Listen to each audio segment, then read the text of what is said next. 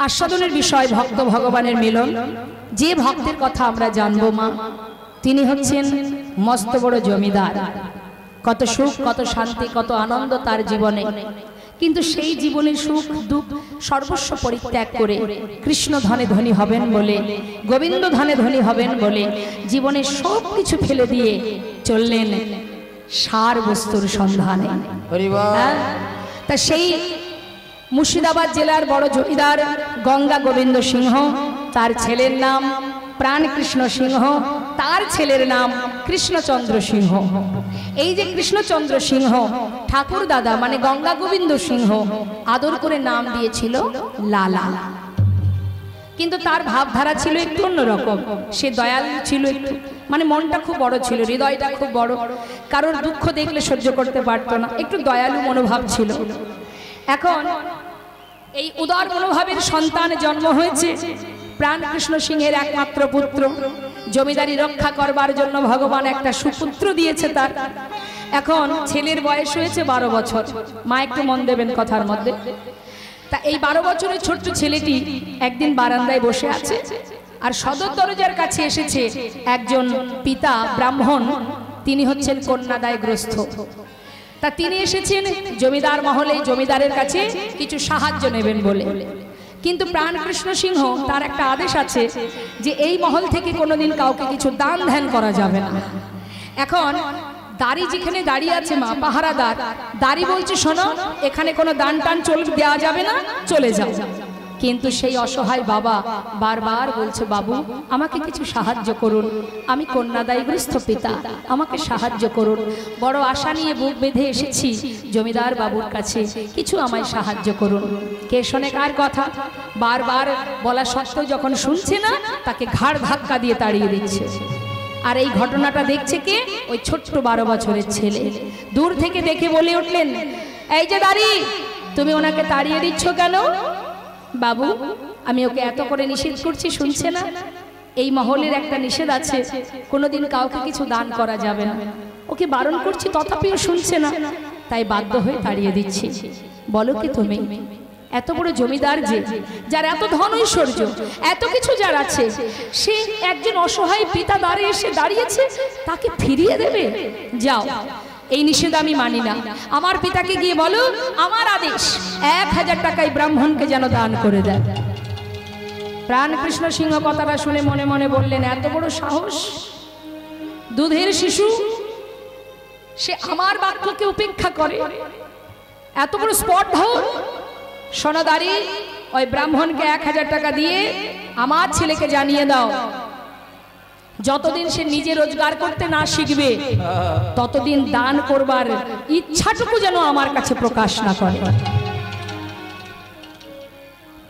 যেমন পিতা তার তো তেমনই সন্তান হবে বাবা। বিষয় সম্পদের মোহে এমন ভাবে ডুবে গেছে প্রাণ কৃষ্ণ, নিজের সন্তানকে কটু কথা বলতে দ্বিধাবোধ করছে না। সেই ছোট্ট ছেলে এই কথা শোনা মাত্রই বলে উঠলেন বেশ, আমার পিতা এত বড় জমিদার, কিন্তু এমন ছোট বোনের পরিচয় যখন দিয়েছে, এত ঐশ্বর্য এত বিষয় এত প্রতিপত্তি যার আছে, তথাপিও যদি তার মন থেকে 1000 টাকা একজন অসহায় পিতাকে দিতে না চায়, তার সন্তান হয়ে আজ আমিও তোমাকে জানিয়ে গেলাম আমার পিতাকে তুমি বলে এসো যতদিন আমি রোজগার করতে না শিখবো আমি কোনো কিছুই দান করবার স্পর্ধা দেখাবো না। প্রতিজ্ঞাবদ্ধ হয়ে মুর্শিদাবাদ পরিত্যাগ করে সেই ছেলে চলে গেল বর্ধমান জেলায়। সেখানে গিয়ে একটা ফেরেশতাদারে 20 টাকা বেতনে কাজ করতে শুরু করে দিল। দেখতে দেখতে বাবার একটু একটু করে বয়স বাড়ছে তো মা, একটু একটু করে তার শরীরের সমস্ত ক্ষমতা শক্তি কমে যাচ্ছে। যখন আর চলবার শক্তি খুঁজে পাচ্ছে না, সমস্ত এলাকাবাসী প্রজাবর্গকে বলছে তোমরা যাও না, একবার আমার সন্তানকে একটু ফিরিয়ে নিয়ে এসো না। কিন্তু ছেলেও তেমন অভিমান করে বসে আছে। এমন ছোট মনের পরিচয় যে পিতা দিয়েছে আমি তার মুখ দর্শন করব না। হরি বল। সঙ্গে সঙ্গে পিতার বয়স হচ্ছে, ছেলেও কিন্তু বড় হচ্ছে মা। আর এদিকে প্রাণ কৃষ্ণ সিংহ শয্যাশায়ী। শয্যায় শুয়ে শুয়ে অন্তিম সময়, যখন অন্তিম মুহূর্ত এসে গেছে বাবা, আর কথা বলবার শক্তি নেই। নিজের যত ধন ঐশ্বর্য, যত বিষয় সম্পদ, সমস্ত জমিদারি সুখ স্বাচ্ছন্দ্য সবই গোবিন্দ চরণে অর্পণ করে দিলেন। হে দয়াময়, আমার পুত্র আমার উপরে অভিমান করে চলে গেছে, তোমার কাছে একটি নিবেদন। মৃত্যুর আগে একবার তার বদন দেখতে পেলাম না, তাই আজ নিজের সন্তানকে তোমার চরণে সঁপে দিলাম। তুমি রক্ষা করো হে হে ভগবান,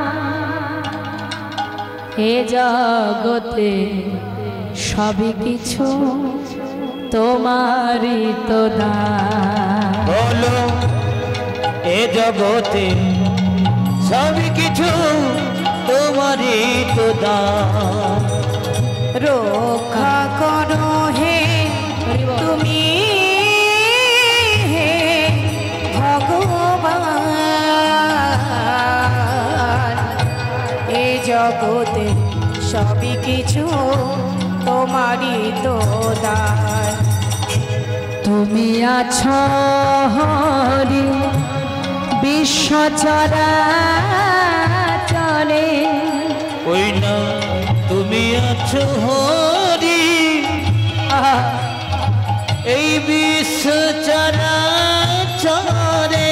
শেষের দিনে হরি ডাকি গো তোমারে। তুমি আছো হরি এ বিশ্ব চরাচরে, শেষের দিনে হরি ডাকি গো তোমারে। রক্ষা করো হে ভগবান,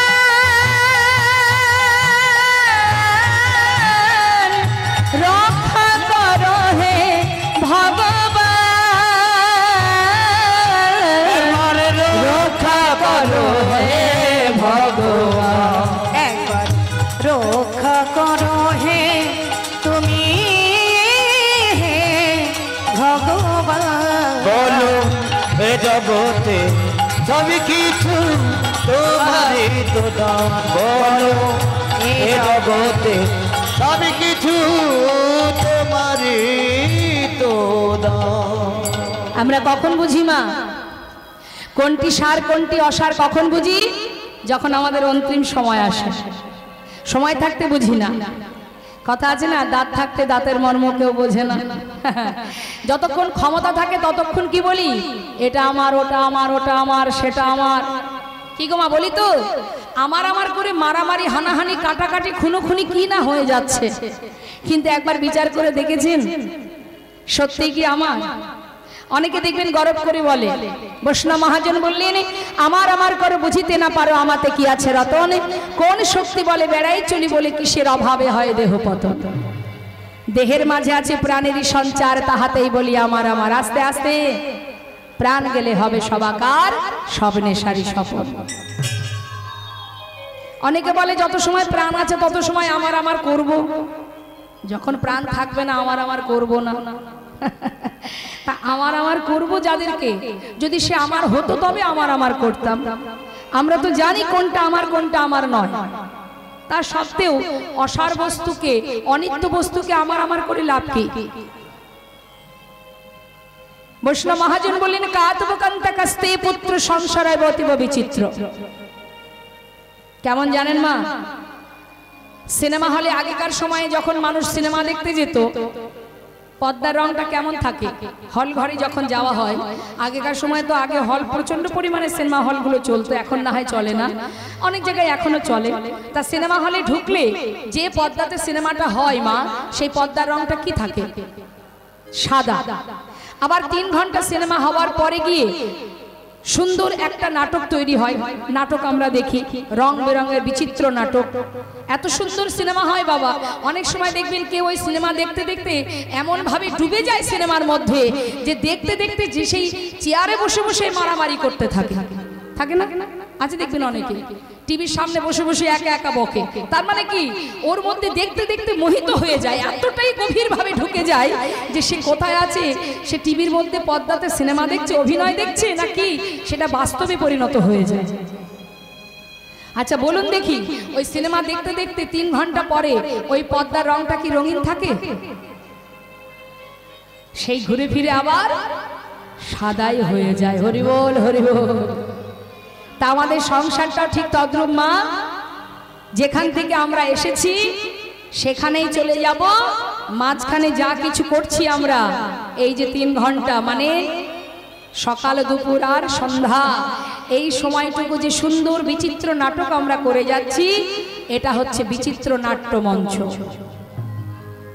এক একজন এক এক ব্যক্তি আমরা এক এক সময় এক এক রকমের রোল করে যাচ্ছি। কখনো কারোর পুত্র ছিলেন, কখনো কারোর বাবা হয়েছেন, কখনো আবার কারোর স্ত্রী হয়েছেন, কখনো দাদু হবেন। মানে কি বাবা, তাহলে আমরা বড় বড় অভিনেত্রী তো? আমরা ভালোই কিন্তু অভিনয় জানি, এটাও একটা অভিনয় মঞ্চ। হরি বল। কিন্তু অভিনয় যখন শেষ হবে মা, তখন কিন্তু আমাদেরকে গন্তব্যস্থলে ফিরতে হবে। হরি বল, হরি বল। তাহলে কোনটি আমার? কেন এত দম্ভ আমাদের?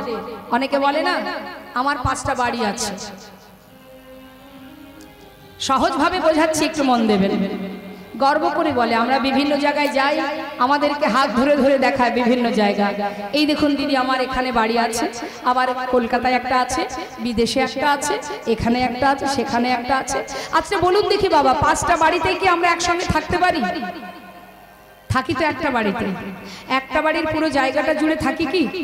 থাকি একটা ঘরের মধ্যে। বলি না, এই বাড়িতে এটা আমার ছোট ছেলের ঘর, এটা আমার বড় ছেলের, এটা ঠাকুর ঘর, এটা রান্নাঘর। তার মানে আমার জায়গা কোথায়? ছোট্ট একটা ঘরে। তা ঘরটা হয়তো 15x20, হ্যাঁ, তা 15x20 স্কয়ার ফুটের ছোট্ট একটা রুম, তার মধ্যে আমি থাকি। তা তার মধ্যে পুরোটা জায়গা জুড়ে থাকি কি? তার মধ্যে দেখা গেল 6-7 মাপের একটা পালঙ্ক আছে, সেই খাটের উপরে আমি থাকি। আচ্ছা জয়নিতা, সেই পালঙ্কের এক কোণে থাকা হয়। যদি বলা হয় তুমি মাঝখানে ঘুমাও না, তোমার তো খাট, সে কি বলবে? না, হবে না, আর একজন আসবে না, তাকেও তো জায়গাটা দিতে হবে।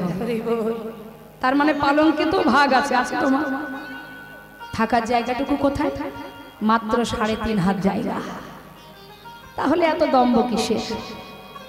আর এই দম্ভ যখনই আমাদের হয় না বাবা, তখন থেকে আমাদের একটু একটু করে পতন হতে শুরু হয়ে যায়। কিসের এত দম্ভ? এ আছে ও আছে, কিছুই নেই আমাদের। যিনি মালিক, যার সৃষ্টি এই ধরিত্রী, যিনি সৃষ্টি করেছেন, আমরা মনুষ্যকুলে জন্ম পেয়েছি, আমার পিতৃ সম্পদকে আমি রক্ষা করছি, কিন্তু আমাকেও একদিন ভগবান চাইলে এখান থেকে আমাকে সরিয়ে দেবে, আর একজন এসে এই চেয়ারে বসবে। তাহলে আমার কোথায়? বরং এটা আমাদের বলা উচিত, হে করুণাময়, সবই তোমার, তুমি দিয়েছো আমার কাছে, আমি যেন ঠিকঠাক দেখাশোনা করে রাখতে পারি, যেন তোমার সেবায় লাগাতে পারি। তাই গৌর হরি বল। সে তো আমরা বলি না, গর্ব করে বলি। আবার দেখবেন আবার অনেকেও বলে, আমি না করলে ও পেত না, আমি করেছি তাই ও পেয়েছি। এই বাড়িটা আমি করেছি, না হলে কোথায় পেত? কেউ করিনি আমরা, কিছুই আমরা করিনি মা। তিনি আমাকে দিয়ে করাচ্ছেন, তাই আমি করছি। তিনি যত সময় আমাকে দিয়ে করাবেন আমি ততক্ষণ করতে পারবো। আজ যে রাজা, কাল সে ভিখারি। তার বড় প্রমাণ রাজা হরিশ্চন্দ্র। পারের কাণ্ডারি হিসাবে নিজের সন্তানকে শ্মশানে দাহ করতে গেলে, পারের কাণ্ডারি পার হতে গেলে 16 আনা শ্মশানে কড়ি দিতে হয়, সেই কড়িটুকু পর্যন্ত তার ছিল না। চোখের জলে গঙ্গার ঘাটে বসে বসে কেঁদেছিল মস্ত বড় অযোধ্যার রাজা হরিশ্চন্দ্র। তাই মা, আমরা যেদিন আমাদের অহংকার, আমাদের দম্ভ, আমাদের ক্রোধ, আমরা এগুলো ত্যাগ করতে পারবো, ত্যাগ না করা পর্যন্ত কোনোদিন তুমি ভক্তি অর্জন করতে পারবে না। তাই গৌর হরি বল। তাই আজ প্রাণকৃষ্ণ সিংহ শয্যায় শুয়ে শুয়ে জীবনের যা কিছু ছিল সর্বস্ব গোবিন্দ চরণে সঁপে দিয়ে একমাত্র পুত্রের বদনটুকু দেখতে পেল না, প্রাণটা বাহির হয়ে গেল, চলে গেল। যেই না পিতা মারা গেল খবর চলে গেল লালার কানে। লালা বাবু শুনতে পেল যে তার পিতা চলে গেছে, মারা গেছে। সমস্ত প্রজাবর্গরা গিয়ে সবাই মিলে হাত জোড় করে বললেন, বাবু আপনার পিতা চলে গেছে, যার প্রতি আপনার অভিমান, অন্তত এবার আপনি ফিরে চলুন, না হলে জমিদারি কে রক্ষা করবে। প্রাণকৃষ্ণ সিংহ মারা যাবার পর তারপরে আবার লালা ফিরে এলো। ফিরে আসার পর সমস্ত হিসাব নিকাশ বুঝে নিয়ে এবার জমিদারি রক্ষা করতে শুরু করে দিল। রক্ষা হতে হতে উপযুক্ত বিবাহের বয়স হয়েছে বলে তার একটা বিবাহ হলো। মা বিবাহে হবার পর তার স্ত্রীর নাম কাত্যায়নী, তার একটি ছেলে হলো, তার নাম দিল নারায়ণ। নিতাই গৌর হরি বল হরি বল। ভগবানের নামে নাম দিল নারায়ণ। এখন আর চলে? ভগবানের নামে নাম রাখে কেউ? বলে ওসব পুরানো আমলের নাম, ওসব চলবে না। এখন কত ভালো ভালো নাম বেরিয়েছে, জনি, পাপাই, মানে তুই আর পাপ দূরে থাকবি কেন সবাই। হ্যাঁ, জনি, তারপরে বনি, বাপ রে বাপ, লালটু, বল্টু। কিন্তু আগেকার সময়ে ভগবানের নামে নাম দিত কেন? সেই নাম ধরে ডাকলেও তো গোবিন্দের নামটা উচ্চারণ করা হবে। আর আমরা এতটাই মডার্ন হতে চলেছি মা। হ্যাঁ, ছেলেকে স্মার্ট বানাতে বানাতে স্মার্ট বানাতে বানাতে একদিন সেই ছেলেই মা বাবাকে বলবে তোমাদেরকে নিয়ে চলা যায় না, তোমাদেরকে নিয়ে চলা যায় না। সেই দিন দেখবে তোমাকে ত্যাগ করে দেবে। কেন না? আমরা ছেলেকে স্মার্ট বানাচ্ছি, মানে আমরাই তাদের কাছে আনস্মার্ট হয়ে যাব। তাই বৈষ্ণব মহাজন বলছেন এখনো ভাবো, এখনো সময় আছে। রাজা পরীক্ষিতের 7 দিন পরমায়ু ছিল। তুমি আজ আছো, কাল নাও থাকতে পারো। তুমি জানো না তুমি কতক্ষণ থাকবে। তাই যত সময় দেহে প্রাণ আছে, যতটুকু সময় আছে, যদি একবার ভগবানের কাছে গুরুর চরণে কেঁদে বলতে পারো, হে গুরুদেব, হে করুণাময়, জীবনে যে পাপই করি না কেন, যে অপরাধই করি না কেন, যদি একবার তোমার চরণ স্মরণ নেই, হে করুণাময়, যদি তোমার চরণে এসে ঠাঁই দিই, তুমি কি গ্রহণ করবে না? ভুল করে যদি আসি শরণে, বলছে ভক্ত, ভগবানকে বলছে, ও দয়াময়, ভুল করে যদি আসি শরণে, শরণে, ভুল করে যদি আসি শরণে, শরণে, বলো নেবে নাকি চরণে, চরণে, প্রভু চরণে, ভুল করে যদি আসি শরণে, তোমার শরণে, তুমি নেবে নাকি চরণে, তোমার চরণে, চরণে, ভুল করে যদি আসি শরণে, শরণে, ভুল করে যদি আসি শরণে, শরণে,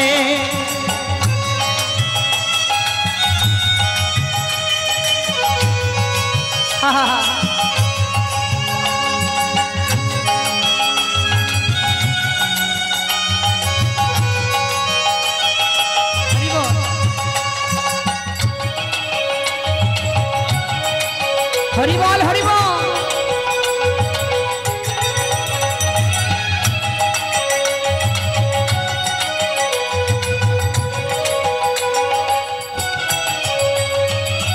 আমি তো বসে আছি তোমারই এক কাঙাল, তুমি যে আমার অগ প্রভু দয়া। আমি যে বসে আছি তোমারই এক কাঙাল, তুমি তো আমারই অঘ প্রভু দয়াল। তুমি তো দিনে দিনের নাথ হে, তুমি তো দিনে দিনের নাথ হে, তুমি তো দিনে দিনের নাথ হে, দিনের নাথ হে। ভুল করে যদি আসি শরণে, তোমার শরণে, তুমি নেবে নাকি চরণে, তোমার চরণে, তোমার চরণে, ভুল করে যদি আসি স্মরণে স্মরণে।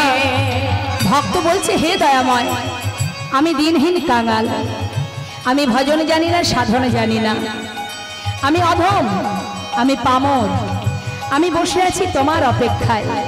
তোমার চরণে যদি আমি শরণ নিই, তুমি কি তোমার চরণে আমায় ঠাঁই দেবে না?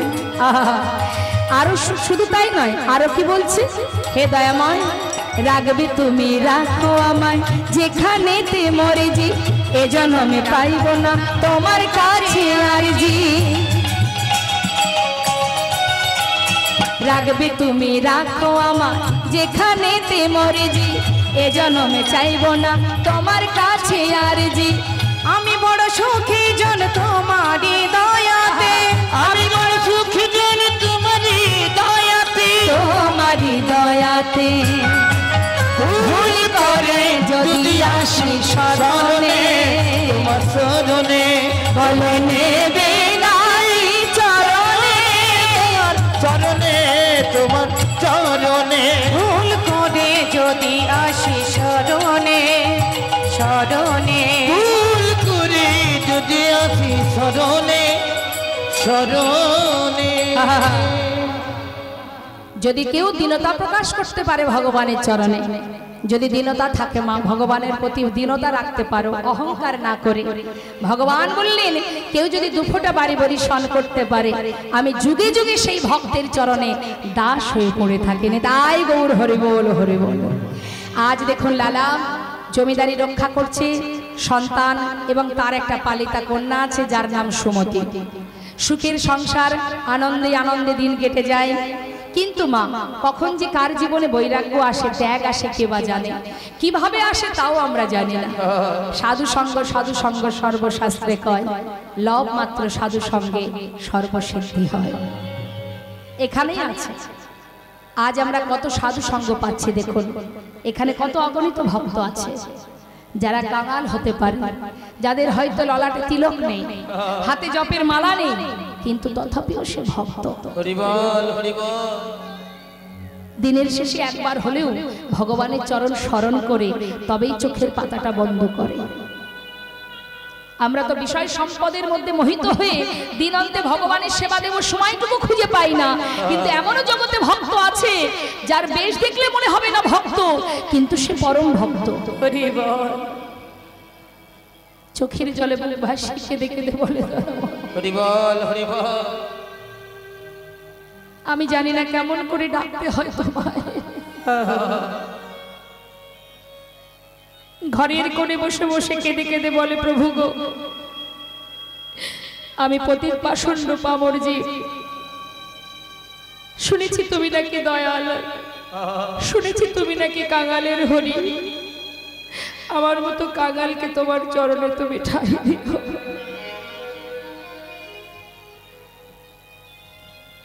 ভগবান বললেন, যদি কোনো ভক্ত ভক্তি ভরে ভালোবাসে, সে যদি মন্ত্রতন্ত্র না জানে, ভজন সাধন না জানে, কোনো দুঃখ নেই। তার বড় প্রমাণ বৃন্দাবনের ব্রজগোপীরা, যারা অর্থ দিয়ে, যারা পাণ্ডিত্য দিয়ে কোনোদিন ভগবানকে ভালোবাসেনি মা, তারা ভালোবেসেছে নিজেদের জীবন দিয়ে। হে গোবিন্দ, আমা বলতে যা কিছু আছে সবই তোমার। আমরা আলা ভোলা গোয়ালিনি, ভজন জানি না, শুধু তোমাকে ভালোবাসি এইটুকুই জানি। তুমি মথুরায় চলে যাচ্ছ, যাও, আমাদের অঙ্গের উপর দিয়ে রথ চালিয়ে নিয়ে যাও। তুমি চলে গেলে থাকবো কি নিয়ে? তাতে দুটো কাজ হবে, মৃত্যুর আগে তোমার বদন আমরা দেখতে পাবো, আর দ্বিতীয় কাজ কি, তুমি চলে যাওয়ার পর পিছন ফিরে দেখবে সব দেহের বদন দেখলে তোমার যাত্রা শুরু হবে। একদিন গোবিন্দ বলেছিল রাধা রানীকে, রাধে, তুমি তো আমাকে এত ভালোবাসো, তা আমার এই বাঁশিটা তোমায় দিয়ে গেলাম, দেখো আমি তোমার কাছে থাকতে পারবো না, আমার যে অনেক কাজ, আমাকে যেতে হবে, তাই তুমি দুঃখ পেও না, এই বাঁশিটা তোমার কাছে রেখে দাও, আমার কথা যখন মনে পড়বে বাঁশিটা বাজাবে, আমি তোমার সামনে আসবো না। তাই গৌর হরি বল। এই কথা শুনে শ্রীমতী রাধারানী বললেন, বধূ তুমি বাঁশিটা নিয়ে যাও। কেন জানো? যে কথাটা তুমি আমায় বললে না, যে তোমার কথা মনে পড়লে আমাকে বাঁশি বাজাতে হবে? বধূ, আমার মনে হয় কোনোদিন এই বাঁশি আমি বাজাতে পারবো না, আমার বোধহয় আর বাজানো হবে না। কেন? ও বধূ, তোমার কথা মনে পড়তে গেলে তার আগে তো মন থেকে ভুলে যেতে হবে, ভুলে না গেলে মনে পড়বে কি করে? তা আমি তো জীবনে কোনোদিন তোমাকে ভুলবই না, তাহলে মনে পড়ার কথা আসবে কি করে? এ বাঁশি আমার কোনোদিন বাজানো হবে না, তুমি নিয়ে চলে যাও। রাধে, এত তো তুমি আমাকে ভালোবাসো, আমি কিছু দিতে চাই তোমাকে, বলো কি নেবে? দেখুন মা, ভগবান দিতে চাইছে আর ভক্ত কি চাইছে। রাধারানী বলছে, বধূ তুমি আমাকে দেবে? তবে শোনো বধূ, যদি দিতেই চাও এই আশীর্বাদ করে দিয়ে যাও যে তুমি আমাকে ভুলে গেলেও যেতে পারো। আমার মতো আলাভোলা গোয়ালিনী জগতে তোমার কত আছে, তুমি যদিও বা আমায় ভুলে যাও যেতেই পারো, কিন্তু আশীর্বাদ করো তুমি আমাকে ভুলে গেলেও আমি যেন তোমায় ভুলে না যাইনি। তাই গৌর হরি রাধে রাধে। এই হচ্ছে ভক্তের চাওয়া। আর আমরা কি চাই মা? ফুল তুলসী চরণে দিয়ে কি বলি? সুখ দাও, শান্তি দাও, ভালো রাখো, সুখে রাখো, আমার একটু একটু করে উন্নতি করে দাও, আমার ব্যবসার উন্নতি করে দাও, 1 থেকে 4 তলা বাড়ি করে দাও, গাড়ি করে দাও, শুধু দিয়ে যাও হে গোবিন্দ, শুধু সুখ, সুখ দাও, সুখ দাও, শান্তি দাও। বলুন তো মা, হরে কৃষ্ণ, সুখের মধ্যেই কি সব রকমের শান্তি পাওয়া যায়? যায় কি? আপনার অনেক অর্থ আছে, সুখ পাবেন তো? আহা, জগতে সেই সুখী, সংসার জীবনে সুখের আশা করতে করতে মৃত্যুকাল পর্যন্ত চলে আসবে, কোনোদিন আমরা সুখ পাবো না। জগতে সেই মহাধনে ধনী, সেই মহা সুখে সুখী, যে জন কৃষ্ণ ধনে ধনী, যে জন গোবিন্দ সুখে সুখী। নিতাই গৌর হরি বল। যারা প্রকৃত ভক্ত হয় বাবা, তারা কোনোদিন সংসারে দুঃখ পেলে কাঁদে না। কেন কাঁদে না? তারা বলে সংসার তো এটা, এর মধ্যে দুঃখ আসবে, সুখও থাকবে, এর জন্য কেঁদে লাভ নেই। প্রকৃত যারা ভক্ত হয় তারা সংসারের জন্য কাঁদে না। তারা কখন কাঁদে জানেন? যখন ভগবানের কাছ থেকে কোনো দুঃখ পায়। যারা কৃষ্ণ ধনে ধনী, সংসারের মধ্যে সুখ দুঃখ দু ভাই, সুখেই শুধু জীবন নয়, দুঃখেও শুধু জীবন নয়। কারোর জীবনে চিরকাল দুঃখ থাকে না, কারোর জীবনে সুখও চিরকাল থাকে না। এরা তো দুজনেই আসবে যাবে, তাহলে এদের জন্য কেঁদে কি হবে? কাঁদতেই যদি হয় যেন গোবিন্দ চরণ পায়, এই কামনা নিয়ে সবাই কাঁদে। দেখতে দেখতে গোনা দিন ফুরিয়ে যাচ্ছে, কখন যে আয়ু রবি পশ্চিম দিকে ঢলে পড়বে। কৃষ্ণ বলার বদল পেলাম, 84 লক্ষ জনে ভ্রমণ করলাম, কিন্তু যদি বলার সময়টুকু অবহেলা করে নষ্ট করে দিই, তাহলে আর ডাকবো কবে? এখনো সময় আছে, তোমাকে অনেক কষ্ট করতে হবে না, তোমাকে অনেক কিছু দিতে হবে না, শুধু ভালোবাসো, অন্তর থেকে নিজের করে ভালোবাসো, ব্যাস, আর কিছু করতে হবে। আজ লালার জীবনের ত্যাগ কি করে এলো দেখুন মা। একদিন এক ভিখারি এসে দ্বারে উপস্থিত, ভিক্ষাং দেহি। তখন মস্ত বড় জমিদার লালা বাবু দ্বারে এসে দাঁড়ালেন, এসে বললেন, ও ভিখারি, তুমি ভিক্ষা নেবে? আচ্ছা, তুমি ভিক্ষা কেন করো? সেই ভিখারি করে জোরে বললেন, বাবু আমি কেন ভিক্ষা করি শুনবে? বাবু গো, বাবু গো,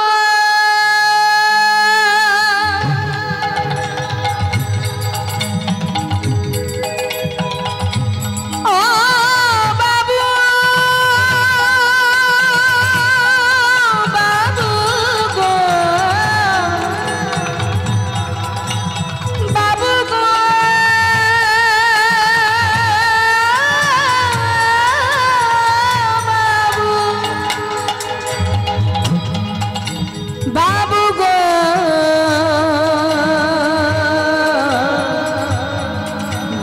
গো,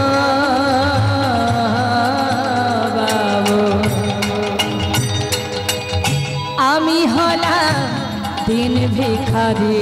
বলে ও গো বাবু আমি হলাম দিন ভিখারি। আমার ঘরে আছে গিরিধারী, তাই দাঁড়ে দাঁড়ে আমি ভিক্ষা করি। বাবু গো বাবু গো বাবু গো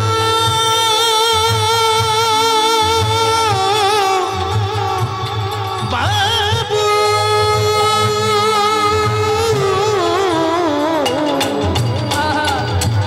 আমার ঘরে আছে গিরিধারী, তাই দাঁড়ে দাঁড়ে ভিক্ষা করি। ও বাবু, গিরিধারীর সেবার জন্য দাঁড়ে দাঁড়ে ভিক্ষা করি।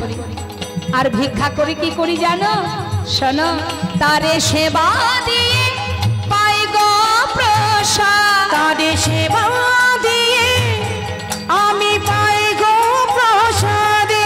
তারে সেবা দিয়ে পাই গো প্রসাদ। তারে সেবা দিয়ে পাই গো প্রসাদে। বাবু এই তো আমার রীতি। আমি হলাম দিন ভিখারি। হরিবল হরিবল নাই গৌর হরিবল। আমি হলাম দিন ভিখারি। গো বাবু আমি হলাম দিন ভিখারি। তুমি দাঁড়ে দাঁড়ে ভিক্ষা করে গিরিধারীর সেবা দাও? দাঁড়া, অনেক দামি দামি রত্নের একটা পুটুলি বেঁধে ভিখারিকে দিচ্ছে। নাও ধরো। এগুলো কি আছে বাবু? অনেক দামি রত্ন আছে, যাও এগুলো নিয়ে যাও। এগুলো দিয়ে আমি কি করব বাবু? কেন, আমার মতো ধনী হয়ে যাবে? যাও। ঠিক আছে, তাহলে আমি আসি বাবু। এই বলে সেই পুটুলিটা মাথায় করে নিয়ে যাচ্ছে মা। আর দাঁড়ি দূর, আহা লালা বাবু তিনি কিন্তু দরজায় দাঁড়িয়ে দাঁড়িয়ে দেখছে। বেশ কিছুটা দূর যাবার পর সেই পুটুলিটা নিয়ে দূরে একটা জঙ্গলে ছুঁড়ে ফেলে দিয়েছে। যেই না ছুঁড়ে ফেলে দিয়েছে মা, সঙ্গে সঙ্গে লালা জিজ্ঞাসা করলেন, এই ভিখারি, আমি যা কিছু তোমাকে দিলাম তুমি ছুঁড়ে ফেলে দিলে কেন? কেন ছুঁড়ে ফেলে দিলে? হরিবল। সঙ্গে সঙ্গে ভিখারি করজোড়ে বলে উঠলেন, বাবু আমাকে ক্ষমা করে দিন। আপনার দেওয়া মূল্যবান সম্পদ নিয়ে মাথায় করে নিয়ে যখন আমি পথে হেঁটে চলেছি, হঠাৎ কে যেন আমাকে বারবার ডেকে বলল, ভিখারি এগুলো নিয়ে কোথায় যাচ্ছিস? আচ্ছা, তুইও বুঝি লালার মতো ধনী হতে চাস? কিরে, একটু একটু করে যদি ধন সম্পদের মধ্যে নিজেকে রাখবি, তাহলে কেনই বা আমাকে আর ভালোবেসেছিলি? ওরে, এইভাবে যদি ধন সম্পদের মধ্যে তুই ডুবে যাস, তুই যে দিনে দিনে কৃষ্ণ ভজন ভুলে যাবি। যেমন করে বিষয় সম্পদের মধ্যে লালা ডুবে আছে, সারাদিন ধন ঐশ্বর্য টাকা পয়সা বিষয় সম্পদের হিসাব, বিষয় সম্পদের চিন্তা করতে করতে তার যে আর কৃষ্ণ ভজনের সময় শেষ হতে চলেছে। জীবের দ্বারে দ্বারে ভিক্ষা করে যতটুকু পাস, আমি তো তাতেই খুশি। কোনদিন কি আমি বলেছি আমাকে ক্ষীর সর ননি মাখন এনে দে? যা, ফেলে দে। আই ভিখারি আয় রে ফিরে, ভুলে যাস না মহাভরে। আই ভিখারি আয় রে ফিরে, ভুলে যাস না মহাভরে। গোবিন্দ সেবার বেলা বয়ে যায়, ওই গোবিন্দ সেবার বেলা বয়ে যায়। গোবিন্দে সেবার বেলা বয়ে যায়। শোন, বিদুরের খুদ যেমন তোর ভিক্ষার অন্ন তেমন। বিদুরের খুদ যেমন তোর ভিক্ষার অন্ন তেমন। ওই বিদুরের খুদ যেমন তোর ভিক্ষার অন্ন তেমন। সেবা দিতে ভুল করিস নে আমায়, সেবা দিতে ভুল করিস নে আমায়। সেবা দিতে ভুল করিস নে আমায়। ওরে আই ভিখারি আই রে ফিরে, আই ভিখারি আই রে ওরে ফিরে, আই ভিখারি আই রে ফিরে। আই ভিখারি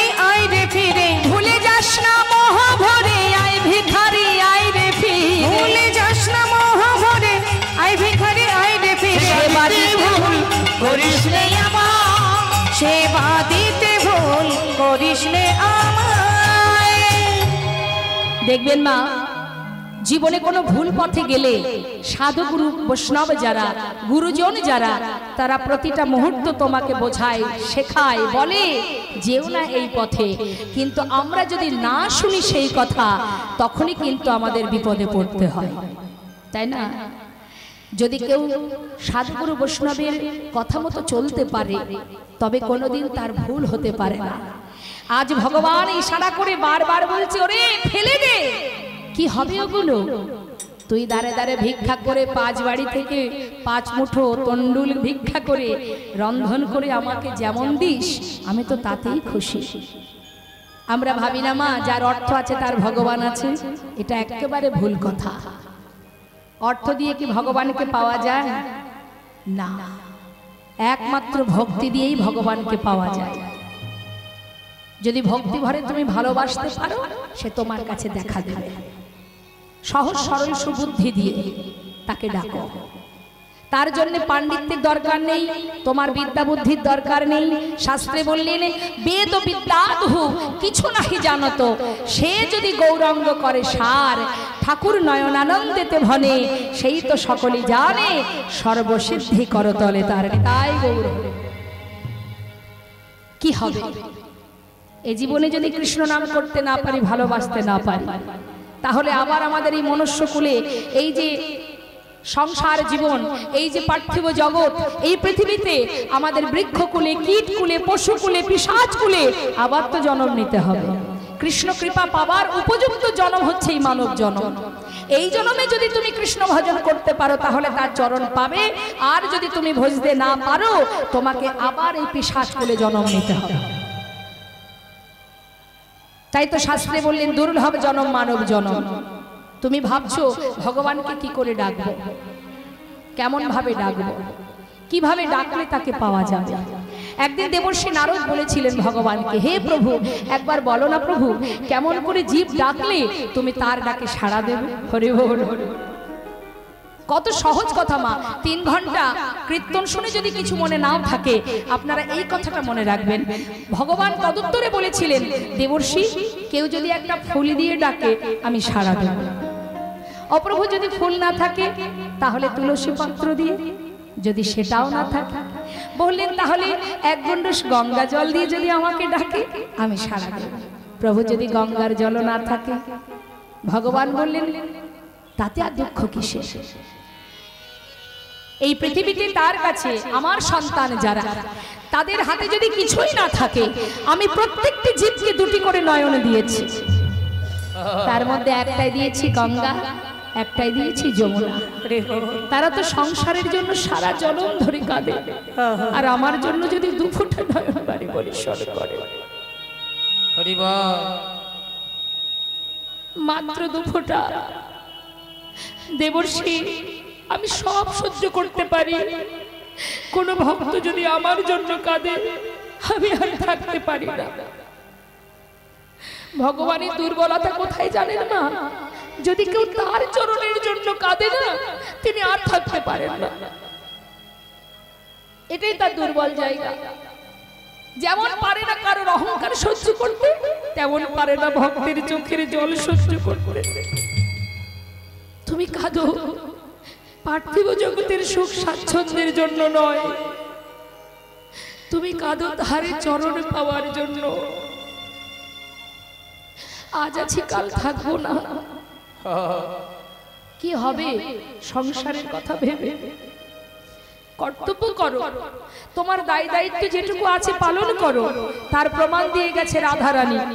শ্বশুরালয় থেকে রন্ধন করেছে, কর্ম করেছে, সবই করেছে, কিন্তু মনটা কোথায় থাকতো তার? গোবিন্দের কাছে। তুমিও অর্থ উপার্জন করো, ছেলে মেয়ের ভবিষ্যৎ করো, সবই করো, কিন্তু মনটা দিয়ে দাও গোবিন্দ চরণে। নিতাই গৌর হরি বল, হরি বল। যদি বলতে পারো প্রভু গো, 2টি নয়ন জলে ধুইয়ে দেব, প্রভু গো তোমার 2টি রাঙা চরণ।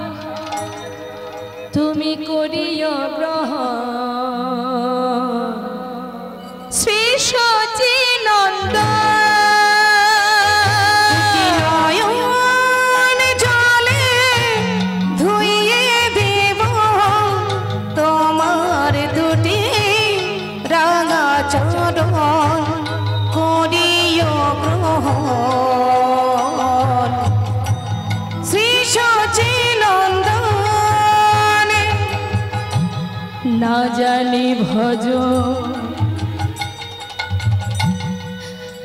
না জানি পুজো আমি না জানি ভজ আর না জানি পুজো কোন গুণে পাবো তোমার রাঙা ছড়ো না জানি ভজ না জানি পুজো কোন গুণে পাব ও দুটি চর দুটি নয়নের জল বহে অবিরল। হে প্রাণে গোবিন্দ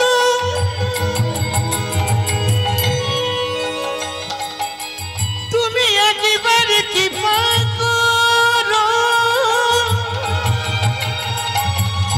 তুমি ছাড়াই আমার আর কেহ নাই হে গোবিন্দ কি পাবো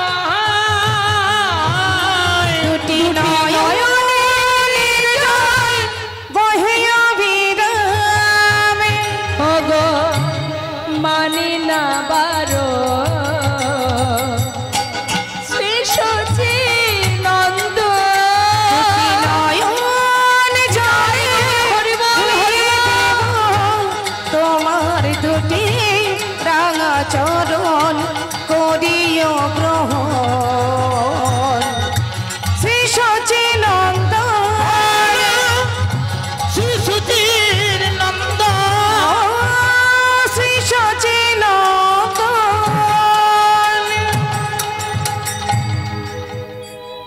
এক ভক্তের কথা একটু মনে পড়ে গেল, বলি বাবা। ডাকার মতো ডাকলে তিনি যে সাড়া দেন তার প্রমাণ। একটা সুন্দর একটা দৃষ্টান্ত, এটা কোনো গল্প নয়, এটা বাস্তব, এটা আজও বর্তমান। সেটি হচ্ছে বর্ধমান ডিস্ট্রিক্ট, শ্রীখণ্ড নিবাসী মুকুন্দ দাস আর তার ছেলে, বয়স তার 12 বছর, নাম রঘুনন্দন।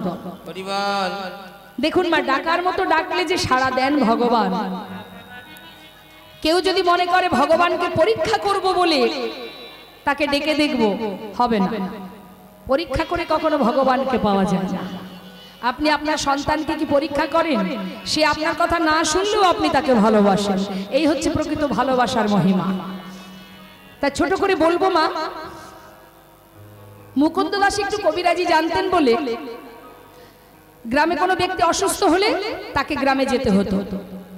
কিন্তু একটা সময় গ্রামে এক অসুস্থ ব্যক্তিকে সুস্থ করবার জন্য তাকে যেতে হবে বলে চিন্তায় মগ্ন যে আমার ঘরে আছে গোপীনাথ বিগ্রহ, তাকে সেবা দিতে হবে। একই সময়ে দুই দিকে দুটো কাজ আমি করব কি করে? তখন তার ছোট 12 বছরের ছেলে বলে উঠলেন, বাবা তুমি চিন্তা করো না, আমি তো আছি। তুই কি করবি? কেন বাবা? গোপীনাথের সেবাটা আমি দিয়ে দেব। তোমার ওই কবিরাজি না হয় আমি জানি না, কিন্তু ভগবানের সেবা তো আমি দিতেই পারি। তোমার ওই গোপীনাথ, ওর সেবাটা আমি দিয়ে দেব। তখন মুকুন্দ দাস বলছে, ভগবানের সেবা দিতে জানিস তুই? তার অনেক নিয়ম আছে, অনেক মন্ত্র আছে, তুই তো কিছু জানিস না। ছোট্ট ছেলে বলে উঠলেন, বাবা মন্ত্র দিয়ে কি হবে? আমি ওকে ভালোবেসে খাওয়ালে কি ও খাবে না? মুকুন্দ দাস মনে মনে চিন্তা করলেন, আমার ছেলে বয়সে ছোট হতে পারে, কথাটা যেটা বলেছে অনেক মূল্যবান। সত্যিই তো, মন্ত্রের উপরে হচ্ছে ভক্তি, ভক্তি ভরে খাওয়ালে ভগবান তাতেই খুশি হবেন। যা শোন, তাহলে তুই রান্নাটা করে তার সেবাটা দিয়ে দিস। ঠিক আছে বাবা, চিন্তা করো না। মুকুন্দ দাস চলে গেল মা। আর এদিকে জীবনে রন্ধন করেনি, 12 বছরের সন্তান আমাদের অনেকেরই ঘরে আছে। সেই ছেলে রন্ধনশালায় গিয়ে দেখছে সব কিছু গোছানো, কিন্তু রান্না হয়নি। রান্না করছে মা, সব কিছু এক পাত্রে ঢেলে দিয়ে রান্না বসিয়েছে, কোনো রকমের সিদ্ধ হয়েছে, পাত্রে ঢেলে নিয়েছে, নিয়ে বলছে গোপীনাথ শোনো, আজ কিন্তু বাবা ঘরে নেই, তুমি আজকে একটু কষ্ট করে খেয়ে নিও, কেমন? সে কিন্তু জানে আমি যেমন বাবার সন্তান, ও আমার বাবার সন্তান। সে কখনোই জানে না যে সেটা পাথর, সেটা একটা বিগ্রহ, এটা কখনো সে জানে না। এখন পাত্রে নিয়ে মন্দিরে ঢুকেছে, সরল মন ডাকছে, ও গোপীনাথ, গোপীনাথ শোনো, আজ বাবা ঘরে নেই, বাবা চলে গেছে গ্রামে একজন অসুস্থ তার কাছে। বাবাকে আমি কথা দিয়েছি তোমার দায়িত্বটা আজ আমার, তুমি এসো চটপট খেয়ে নাও। তবে আমি তো কোনোদিন রান্না করিনি, আজই প্রথম করেছি, কেমন হবে জানি না, একটু কষ্ট করে খেয়ে নেবে, কাল বাবা রান্না করে খাওয়াবে। একার মতো একা বকছে মা আর ডাকছে, কিন্তু সে কি আসে? কোনোদিনই তো আসেনি, আজ কেন আসবে? আসছে না। আমরাও তো সেবা দিই, আসে ভগবান? কি আসে? আসছে না, কিন্তু ডেকেই যাচ্ছে, যত সময় না আসবে তত সময় ডেকে যাচ্ছে। বলছে গোপীনাথ, আজ বাবা ঘরে নেই বলে তুমি আসবে না? তুমি কি জানো না আমি কোনোদিন তো তোমার কাছে আসিনি, এতদিন বাবা তোমাকে খাওয়িয়েছে, কিন্তু আজ বাবা বিপদে পড়েছে বলেই আমি তোমার দায়িত্বটা নিয়েছি, এসো একটু কষ্ট করে খেয়ে নাও না গোপীনাথ। ও গোপীনাথ, গোপীনাথ আমি কত কষ্ট করে রান্না করেছি জানো, কোনোদিন আমি রান্না করিনি, আজই প্রথম করেছি, কখন থেকে ডাকছি, ও গোপীনাথ কেন তুমি দাঁড়িয়ে আছো? এসো একবার খেয়ে তো নাও, না হলে বাবা যদি শোনে তুমি খাওনি আমাকে যে অনেক বকবে। এসো। আসছে না, চিন্তা করছে আসছে না কেন? প্রতিদিন বাবা খেতে দেয় তখন আসে, আর আমি এসেছি বলে আসবে না? তাকিয়ে তাকিয়ে দেখছে, এ বাবা দরজাটা খোলা রয়েছে, বাবা যখন খাওয়ায় তখন তো দরজা দেখি বন্ধ করে দেয়, দাঁড়াও দাঁড়াও দাঁড়াও, দরজাটা বন্ধ করে দিয়েছে, এবার তো এসো, তাও আসছে না। হঠাৎ বলছে, দেখো কাণ্ড, হাতে রয়েছে বাঁশি, এই বাঁশি নিয়ে কি খাওয়া যায়? দাঁড়াও দাঁড়াও দাঁড়াও দাঁড়াও, বাঁশিটা নামিয়ে দিয়েছে। কেমন ভালোবাসা দেখো। ও গোপীনাথ এবার তো এসো, এসো না। আসছে না বাবা, তাও আসছে না। বারবার কাতর সুরে ডেকে ডেকে যখন এলো না, রাগ হয়ে গেছে, আসবে না? কখন থেকে ডাকছি তুমি আসবে না? শোনো গোপীনাথ, ভালো চাও চলে এসো, তা না হলে আমি যখন না খাই আমার বাবা আমাকে লাঠির ভয় দেখিয়ে খাওয়ায়। দাঁড়াও। বাইরে বেরিয়ে খুঁজে খুঁজে লাঠি একটা জোগাড় করেছে মা, জোগাড় করে প্রভুর সামনে এসে দাঁড়িয়েছে। দেখতে পাচ্ছ হাতে কি আছে? যদি মার খেতে না চাও চলে এসো, ভালোই ভালোই চলে এসো, না হলে লাঠি দিয়ে না আমি তোমাকে মেরে মেরে নিয়ে আসবো। বলুন তো মা, এইভাবে যদি কেউ ভগবানকে ডাকে সে কি করে থাকবে দূরে? আর পারছে না, অন্তর তার ফেটে যায় ভক্তের সামনে যাওয়ার লাগি, বুকের মধ্যে ফেটে যাচ্ছে, বলছে ভক্ত আমি তো চাই তোমার কাছে যেতে, শুধু অপেক্ষায় ছিলাম, এ কতখানি ভালোবাসো তুমি, এতদিন আছে এই ঘরে, এমন ভালোবাসা কোনোদিন পাইনি। বিগ্রহ থেকে সচল মূর্তি ধারণ করে মা সামনে এসে বসেছে। রঘুনন্দন ভাবছে, দেখেছো তো এত সময় আসছিল না, লাঠির ভয় দেখিয়েছি যেই সেই চলে এসেছে। শিগগিরই খেয়ে নাও, কখন থেকে ডাকছি, মুখে দিয়েছি। কে করেছে? আমি। ভালো হয়েছে, যদি নাও হয় আজ একটু কষ্ট করে খেয়ে নাও, কি হবে বলো? বাবা গ্রামে একজন অসুস্থ, তার কাছে গেছে তো, সেই জন্য বাবা রান্না করতে পারিনি, খেয়ে নাও, কাল বাবা ভালো করে রান্না করে খাওয়া। ভগবান চোখের জলে মুখ ভাসিয়ে কাঁদছে আর বলছে, ভক্ত তুমি জানো না এই যে কত সুস্বাদু, এই যে অমৃত, ভক্ত যদি আমার জন্য রান্না করে সে যেমনই হোক, সে যে আমার কাছে অমৃত স্বরূপ। কোনোদিন এমন অমৃত আমি পাইনি। আজ খুব ভালো হয়েছে রঘুনন্দন, খুব ভালো হয়েছে। সেবা হচ্ছে মা, প্রায় শেষ, আর বেশি নেই। হঠাৎ রঘুনন্দনের চোখ পড়ে গেছে, সর্বনাশ, সব যদি খেয়ে নেই আমরা কি খাবো? ছুটে গিয়ে হাতটা চেপে ধরেছে, গোপীনাথ আর খেও না, সবই তো খেয়ে নিলে, আমাদের জন্য একটু রাখো। আগে তো আসছিলে না, এসেছো ঠিক আছে, খাচ্ছ খাও, তাই বলে পুরোটা খাবে? আমার জন্য একটু রাখবে না? আমার বাবা এখনো খায়নি, তার জন্য রাখবে না?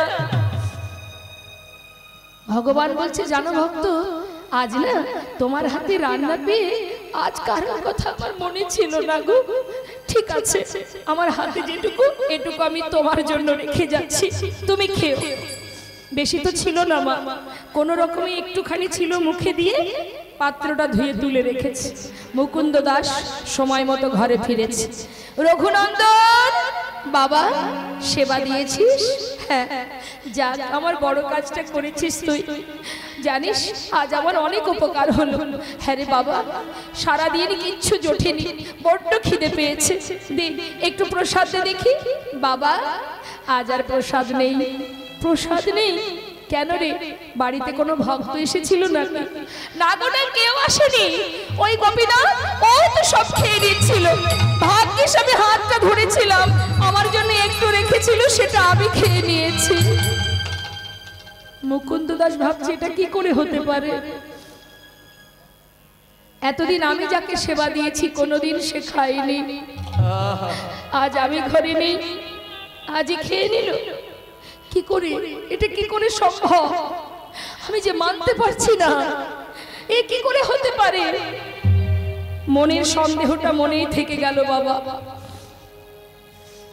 ছেলেকে পরের দিন সত্যিটা দেখার জন্য, কোনটা সত্য, গোপীনাথ খেয়েছে নাকি আমার ছেলে খেয়েছে, প্রকৃত সত্য কোনটা, সেই সত্যটা প্রমাণ করবার জন্য পরের দিনই ছলনা করে বললেন, রঘুনন্দন বাবা, জানিস আজও আমাকে গ্রামে যেতে হবে, আজকের গোপীনাথের সেবাটা তুই একটু দিয়ে দে।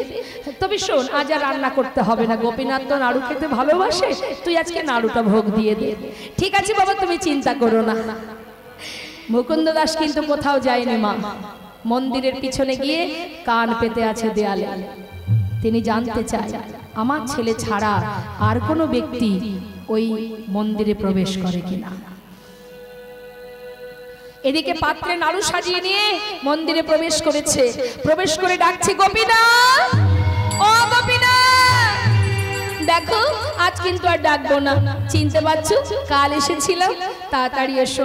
জানো আজ তোমার জন্য বাবা নাড়ু পাঠিয়েছে, তুমি নাকি নাড়ু খেতে ভালোবাসো, শিগগিরই এসো।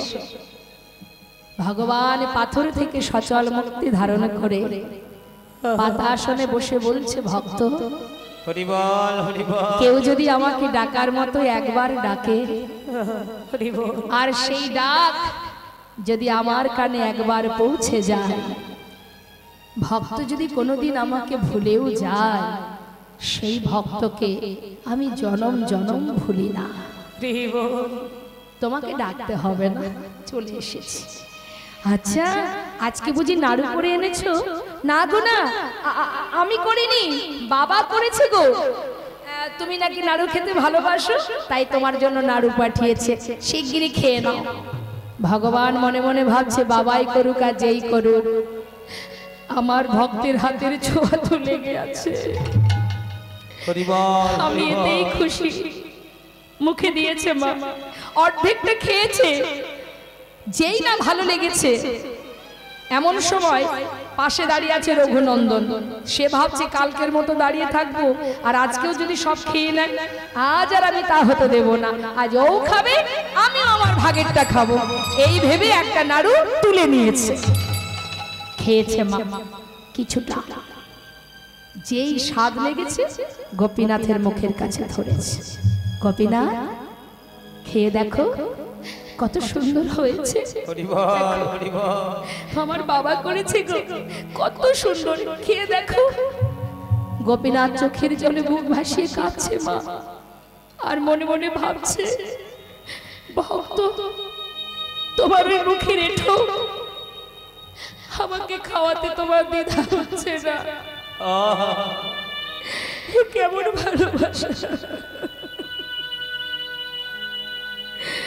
নিজের মুখের উচ্ছিষ্ট দিতে তুমি দ্বিধাবোধ করছো না।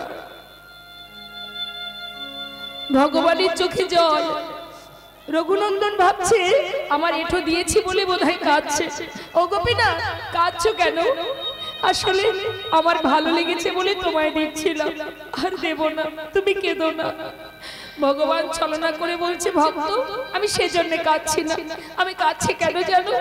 তুমি যদি তোমার ওই উচ্ছিষ্ট আমাকে খাওয়াতে পারো, তুমি কি আমি আমার এই প্রসাদী নাড়ু তোমাকে খাওয়াতে পারি? বেশ তো, তুমি আমাকে খাইয়ে দাও, আমি তোমায় খাইয়ে দিই। ভগবান তার প্রসাদী নাড়ু খাওয়াচ্ছে ভক্তের বদনে, আর ভক্ত তার এঁঠো নাড়ু দিচ্ছে ভগবানের বদনে। ভক্ত ভগবানের মধুর মিলন।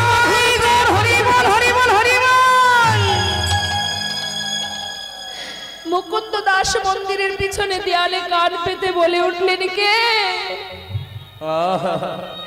কার কণ্ঠ শোনা যায়? আমার সন্তান ছাড়া যেন আরো কেউ কথা বলে। কে কথা বলে? তাড়াতাড়ি করে মন্দিরের দরজাটা যেই না খুলেছে মা, সঙ্গে সঙ্গে তার আগেই অর্ধনাড়ু হাতে নিয়ে ভগবান বিগ্রহে মিলিত হয়ে, যেটা আজও বর্তমান। চলে যাবেন শ্রীখণ্ডে। শাস্ত্রে বললেন অদ্যাপি শ্রীখণ্ডপুরে অর্ধনাড়ু আছে করে, দেখেন যত ভাগ্যবান জনে, শ্রী রঘুনন্দন যে অভিন্ন মদন সে, উদ্ধব দাস রসভনে। যেই না দরজা খুলেছে, ভগবান অর্ধনাড়ু হাতে নিয়ে বিগ্রহে মিলিত, ছুটে গিয়ে সন্তানকে বুকে জড়িয়ে ধরেছে। এ আমি কি করলাম? এ আমি কি দেখছি? আমি যাকে ভুল বুঝেছি, যাকে সন্দেহ করেছি, এটাই যে সত্য।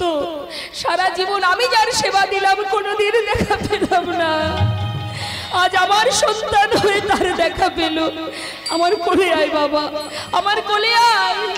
তোর মতো সন্তানকে বুকে জড়িয়ে ধরে এতদিনের অযোগ্য দেহ আমি যোগ্য করি, এতদিনের অযোগ্য দেহ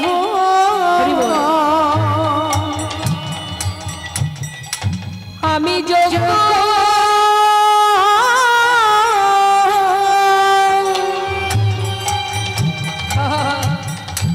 যোগ্য করি। তোর মতো ভক্ত সন্তানে আমি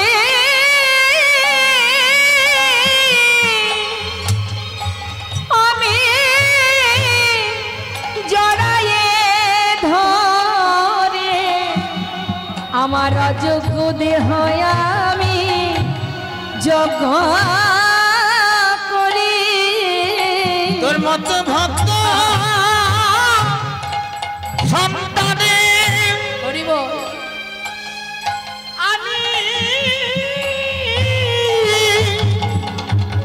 আমি জড়ায়ে ধরি আমার মানব জনম আমি ধন্য করি। দেহ যোগ্য করি।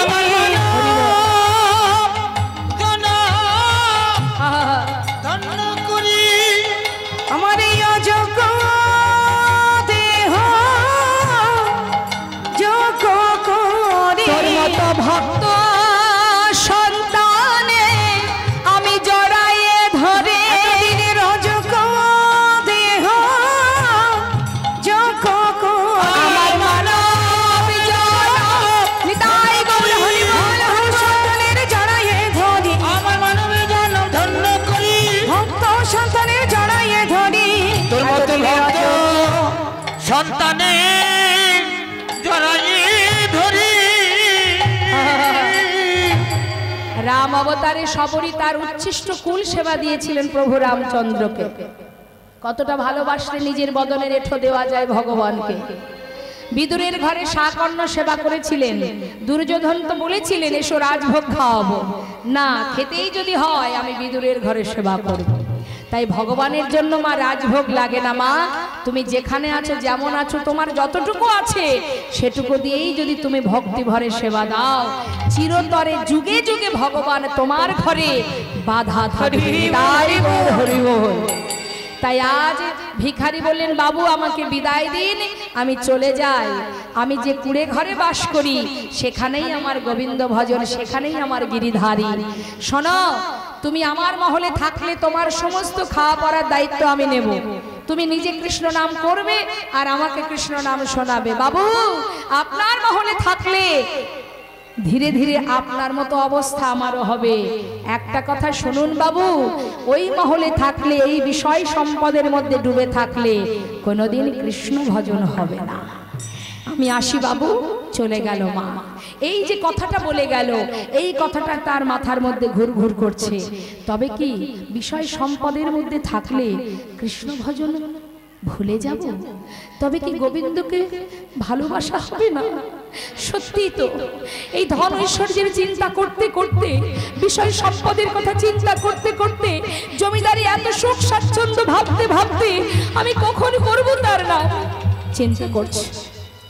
হঠাৎ ভাবতে ভাবতে যেই না উপরে উঠেছে, দেখছে কি জমিদার মহলে যে কাজের মেয়ে, সে জমিদারের বিছানায় শুয়ে আছে। সঙ্গে সঙ্গে চিৎকার করে বলে উঠলেন লালা বাবু কে আছিস? এত বড় স্পর্ধা ওর! জমিদারের বিছানায় শুয়ে আছে, কাজের মেয়ে হয়ে। ওকে নামা, ওকে নিচে নিয়ে যা, ওকে নিয়ে গিয়ে 30 ঘা বেত্রাঘাত কর। সঙ্গে সঙ্গে কথাটা শুনে সেই কাজের মেয়েটা বিছানা ছেড়ে নিচে নেমে এলো। নেমে এসে জমিদারের মুখের দিকে তাকিয়ে একবার কাঁদছে আর একবার হাসছে। আর যেই না হেসেছে আবার হাতটা ধরেছে, ধরে বলছে হাসলি কেন? তোকে তো 30 ঘা বেত্রাঘাত করবো বলেছি, এরপরেও তোর হাসি পাচ্ছে, কেন হাসলি বল? সেই কন্যা বলে উঠলেন বাবু, জমিদারের বিছানায় শুয়েছি কাজের মেয়ে হয়ে, এ তো অপরাধ। তার জন্য 30 ঘা বেত্রাঘাত, এর জন্যই আমি হাসছি। যে অপরাধ যখন করেছি সাজা আমাকে পেতে হবে। তাহলে কাঁদছিস কেন? বাবু আপনার কথা ভেবে কাঁদছি। আমার কথা কি ভাবছিস? বাবু আমি কাজের মেয়ে হয়ে যদি ক্ষণিকের জন্য এই বিছানায় শুয়ে থেকে 30 ঘা বেত্রাঘাত আমার বরাদ্দ হয়ে থাকে, তাহলে একবার আপনি নিজে ভেবে দেখুন বাবু, এতদিন আপনি এই বিছানায় ঘুমাচ্ছেন, আপনার জন্য ভগবান কত সাজা লিখে রেখেছেন। কথাটা শোনা মাত্রই লালা চমকে উঠল।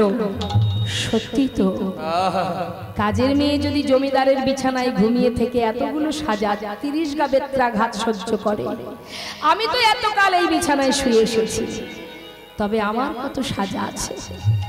সঙ্গে সঙ্গে সেই কন্যাকে বুকের মধ্যে জড়িয়ে ধরে বললেন মা, মারে আজ আমি কথা দিচ্ছি, সত্য কথা রে, তুই আজ আমাকে তুই সঠিক পথ দেখালি, তুই আজ আমাকে জ্ঞান প্রকাশ করালি, জ্ঞানের আলো দেখালি। মা আজ আমি এই মহলে দাঁড়িয়ে কথা দিলাম, আর ঘুমাবো না পালঙ্কেতে, ওরে এই করিলাম ঘুমাবো না পালঙ্কেতে, এই করিলাম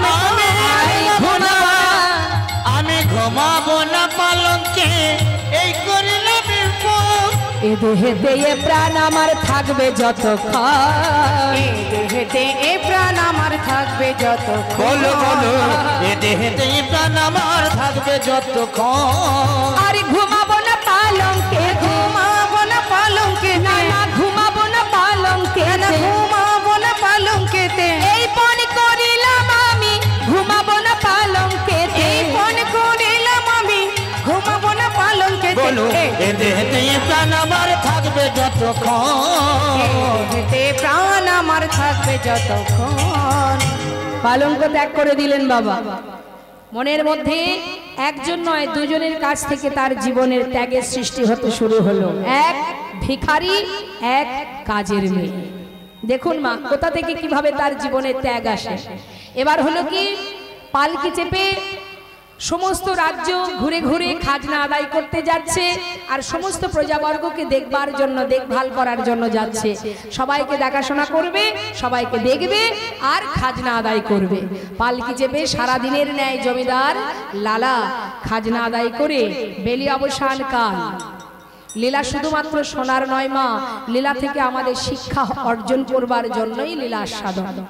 জীবনে যদি কিছুটা জ্ঞান অর্জন করতে পারি, কিছু যদি শিক্ষা আমরা গ্রহণ করতে পারি, তাহলে আমাদেরও জীবনের অনেক চেতনা হবে, অনেক চৈতন্য হবে। আজ তিনি পালকি চেপে ফিরছে যখন, হঠাৎ একটা প্রতিধ্বনি তার কানে আসছে। কি? চিৎকার করে ধোপার মেয়ে রজকন্যা ডাকছে, বাবু গো, বাবু গো, বেলা যায়, বাসনায় আগুন দাও। কি বলছে মা? বেলা যায়, বাসনায় আগুন দাও। বাসনা মানে কলার, শুকনো কলার পাতাকে বলে বাসনা। বাসনা পোড়ালে কি হয়? একটা ছাই, একটা খার তৈরি হয়, যেটা দিয়ে আগেকার সময়ে ধোপারা কাপড় পরিষ্কার করত।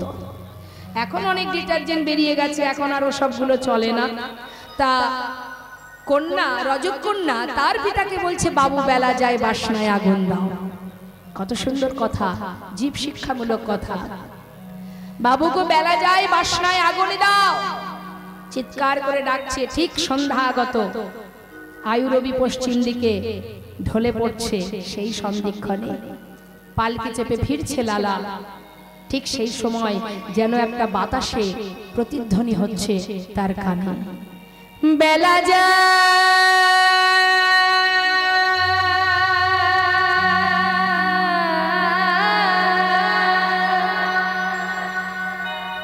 বেলা যায়,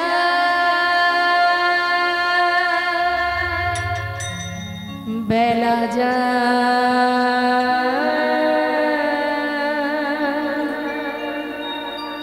বেলা যায়, বেলা যায়,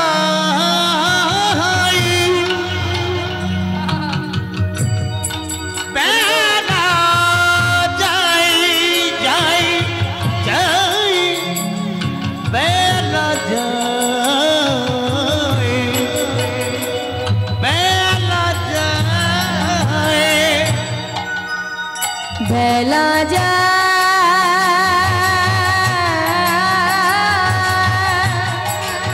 বেলা যায়, বেলা যায়,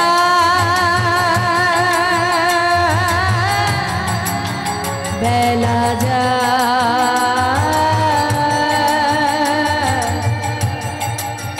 বেলা যায়, বেলা যায়, বেলা যায়, বেলা যায়, বেলা যায়, বেলা যায়, বেলা যায়। ওরে মান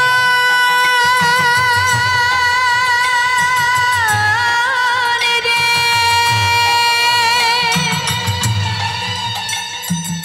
ওরে মান, ওরে মান আমার, বেলা গেলে আর পাবে না,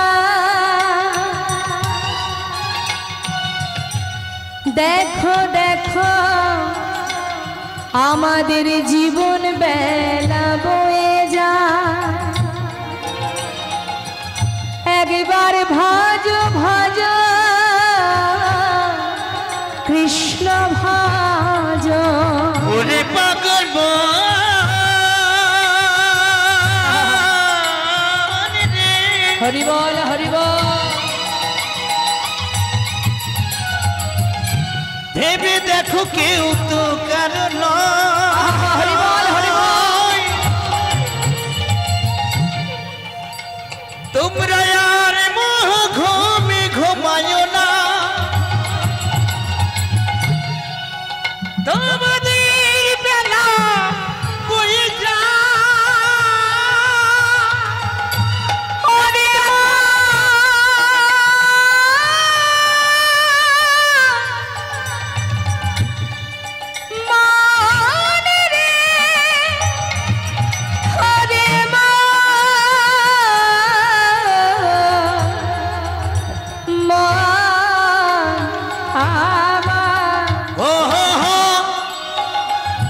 বেলা গেল সন্ধ্যা হলো, দেখো না বেলা গেল তোমাদের সন্ধ্যা হলো। জীবন বেলা বয়ে যাচ্ছে মা, প্রত্যেকের জীবনে সন্ধ্যা আসছে সম্মুখে। বেলা গেল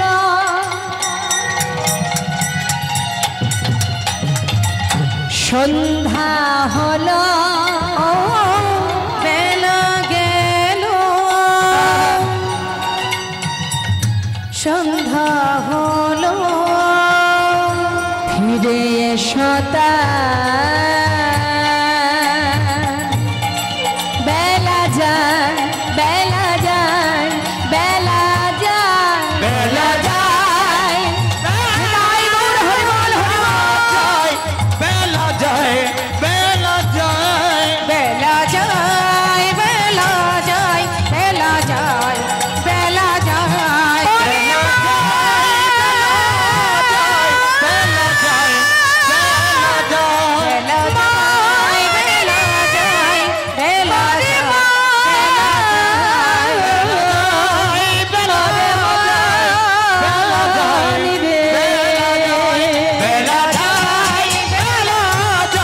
বেলা যায়,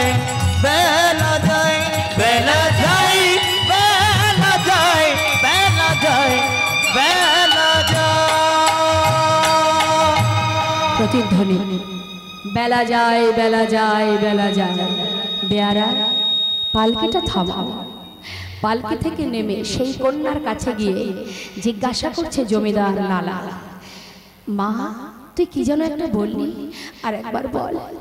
বাবু আমি তো আপনাকে কিছু বলিনি, আমি আমার পিতাকে বলেছি বেলা যায় বাসনায় আগুন দাও। না না না, তুই একথা বলিসনি, আমি যে অন্য কিছু শুনলাম। তুই যেন বারবার আমায় বললি বেলা যায় বাসনায় আগুনে দাও, বেলা যায় বাসনায় আগুনে দাও, বাসনায় আগুনে দাও। আমি যে বারবার এটাই শুনলাম মা, তুই বারবার আমায় বললি বাসনায় আগুনে দাও। সত্য, একেবারে সত্য কথা, ঠিকই বলেছিস। আজ যে তুই আমাকে সঠিক পথ দেখালি মা, আজ জীবনের ভুল ভেঙে দিলি, জীবনের সঠিক পথ দেখালি তুই মা। জীবনের প্রত্যেকটা মুহূর্ত এই বিষয়ের পিছনে ছুটতে ছুটতে আমার যে গোনা দিন ফুরিয়ে যাচ্ছে, কখন যে আয়ুরবি পশ্চিম দিকে ঢলে পড়বে আমি জানি না।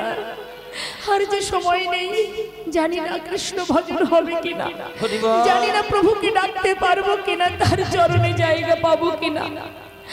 তাড়াতাড়ি করে নিজের ঘরে ফিরে এসে নিজের কন্যা সুমতিকে বলছে, মা একবার আমার কাছে আসবি। কি হয়েছে বাবা? মারে আমার সারা গায়ে কৃষ্ণ নাম লিখে দে না মা। বাবা কি হয়েছে তোমার? আমার কিছুই হয়নি, তুই একটু দে না, সারা গায়ে কৃষ্ণ নাম লিখে দে না। বাবা হঠাৎ তুমি এমন পাগলের মতো করছো কেন? কি হয়েছে খুলে বলো মা। জীবনে আমি এই পর্যন্ত যা কিছু করেছি সবকিছু আমি তোদের দিয়ে গেলাম, আমাকে এবার বিদায় দে মা, আমি এবার চলে যাই। আর যে বেশি সময় নেই আমার, কখনো যদি আবার চলেও যায়, প্রাণ পাখিটা চলে যায়, আমার যে আর কৃষ্ণ ভজন হবে না রে মা। বিদায় দে আমায়, আমি চলে যাই। দেখ এই দেখ যা কিছু আছে সব তোদের জন্য রইল, এবার আমায় বিদায় দে মা। বাবা কোথায় যাবে তুমি? এমন পাগলের মতো কেন করছো? কি হয়েছে তোমার? তুমি কোথায় যাবে? আমি শুনতে চাস? যাব রে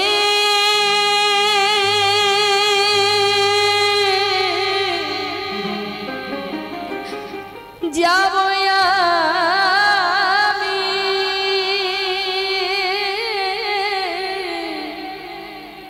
কৃষ্ণ ভজনে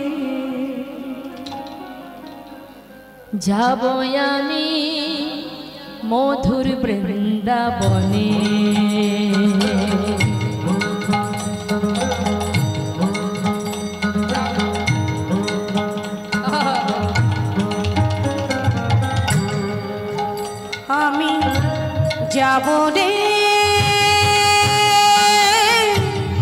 যাব আমি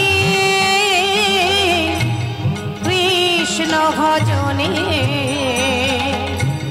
যাব আমি মধুর বৃন্দাবনে। ওই না যাব আমি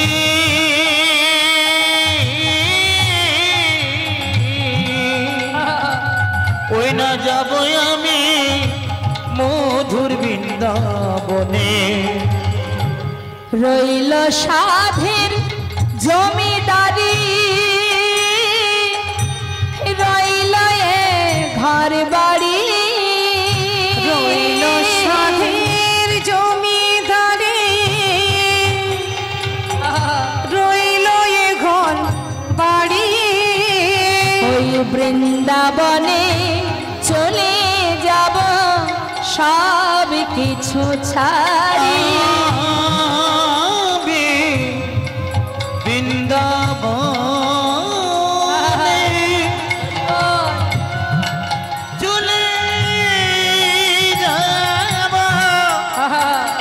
সবই কিছু ছাড়ি। সাজায়ে দে কৃষ্ণদা, আমি কৃষ্ণ ধনে ধনী হতে চাই। সাজায়ে দে কৃষ্ণ দাস, মনে আমার এই অভিলাষ। সাজায়ে দে কৃষ্ণ দাস,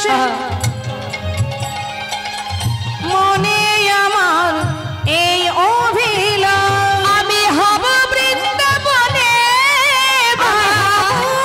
বৃন্দাবনে আমি হব বৃন্দাবনে,